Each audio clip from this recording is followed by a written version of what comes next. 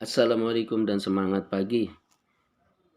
Kali ini kita akan membahas sedikit isu ya ataupun yang berkaitan dengan isu rehabilitasi yang diberikan oleh Bapak Presiden kita kepada Bu Ira Puspadewi. Nah,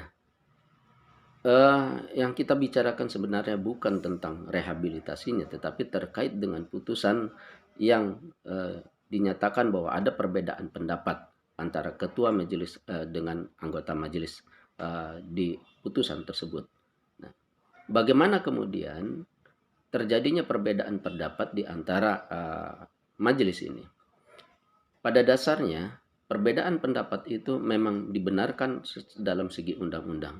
Bahkan disitulah menunjukkan adanya kekuasaan kehakiman yang mandiri, di mana seorang hakim ketika menjalankan fungsinya tidak dapat diintervensi, baik itu oleh lembaga luar ataupun di dalam lembaga peradilan sendiri, tingkat banding maupun tingkat Mahkamah Agung tidak dapat mengintervensi kepada tingkat yang ada di bawahnya. Jangankan dari lembaga, bahkan dari teman sejawat pun sama-sama anggota majelis itu tidak dapat mengharuskan atau mengintervensi untuk adanya suatu putusan yang harus bersama. Nah, ketika untuk mengambil putusan adanya perbedaan, maka perbedaan itu ada dua hal.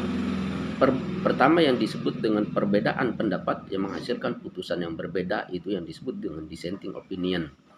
Karena itu, ketika terjadi perbedaan pendapat, maka kemudian putusan diambil berdasarkan suara terbanyak, yaitu yang 2 banding dengan 1.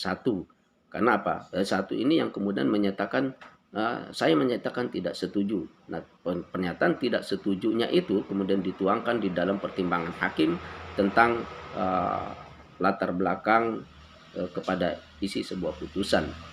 Nah, perbedaan yang kedua yaitu terkait dengan concurring opinion. Concurring opinion ini terkait yaitu dengan perbedaan alasan di dalam sebuah putusan, tapi tidak mempengaruhi daripada putusan akhir, karena putusan akhir itu kalau hanya berbeda alasan, putusannya tetap sama.